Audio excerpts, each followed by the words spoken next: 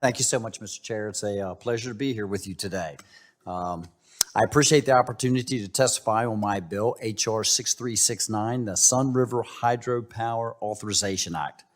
This bipartisan and common sense legislation would enable the Bureau of Reclamation to work with the Gibson Dam in northwestern Montana to generate hydropower from existing infrastructure. The Sun River Hydropower Authorization Act has widespread support from the irrigation district, electric co-ops, state legislators, and county commissioners. And it has the full support of the entire Montana delegation, with Senator Daines and Tester leading an identical bill in the upper chamber.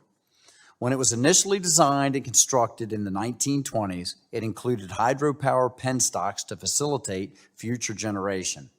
Over the past several decades, Greenfield's Irrigation District has partnered with private developers and received several licenses from the Federal Energy Regulatory Commission to develop hydropower on the Gibson Dam. However, construction still has not begun. H.R. 6369 would amend the U.S. Bureau of Reclamation project authorization of the Sun River project to include hydropower generation, allowing Greenfield's Irrigation District to finally bring this hydropower generation project to completion. This measure is a win-win for all parties involved. The Greenfields Irrigation District will finally be able to harness the benefits of hydropower generation, financially supporting the irrigation district and unlocking access to clean energy. Passage of the Sun River Hydropower Authorization Act would produce a projected 54,000 megawatt hours annually, enough to reliably power 5,000 to 7,500 homes in central Montana with clean, zero-emission energy. And it does this while full protecting the rights of irrigators and even assures their access to a stable water source for years to come by creating a reliable new revenue stream to maintain the vital infrastructure. My bill will promote a clean, renewable, and reliable energy source. It will support local irrigators, and it will bring jobs and economic benefits to the local community.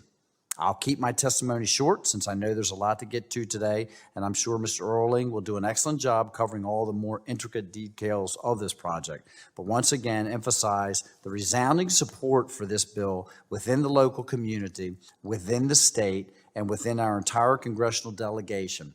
I hope we can come together to support a truly bipartisan win for the environment, the energy sector, and for Montana.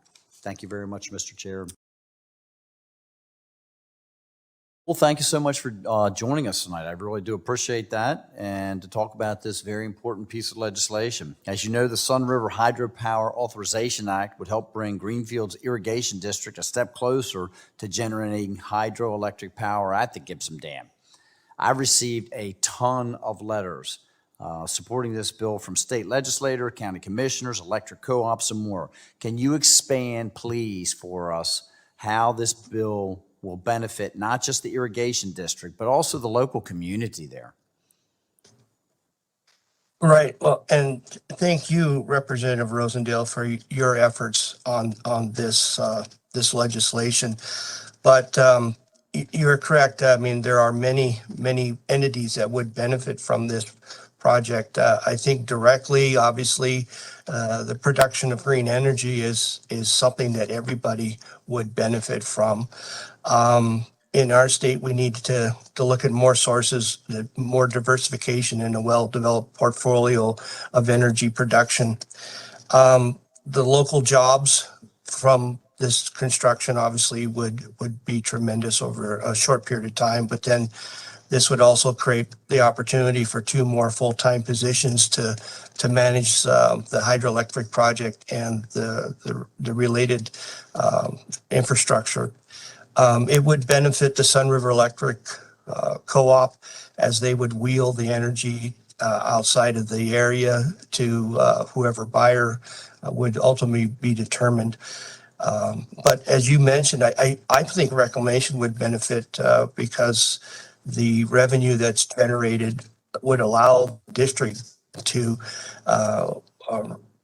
modernize and replace a lot of the aging infrastructure owned by Reclamation, although we are ultimately responsible anyway as the irrigation district and the water users. It would be a lot easier if we had the funds to do that in a more timely manner than responding to mid-season catastrophic failures because we're not able to keep up with the collapse of our aging infrastructure. There's other entities that could be benefiting from this. We are looking at the possibility of supplementing in-stream flows with some of the water savings that we will realize as we modernize and overhaul our 100-year-old infrastructure. With that conservation benefits, that will allow us to leave more water in the river for in-stream flows during those hot, dry summer months that are particularly stressful for the local fisheries and benefit that and recreational. So yeah, there's many benefits for this project, both in the short term and in the long term. And Thank you I for the question. really appreciate you talking about the in-stream flows, because I don't think that a lot of people understand just how important that is, especially out in Montana where we get those long hot summers and the runoff from the snowpack, starts diminishing, and all of a sudden this in-stream flows end up dropping dramatically, which hurts our fisheries. It has all kinds of cascading effects.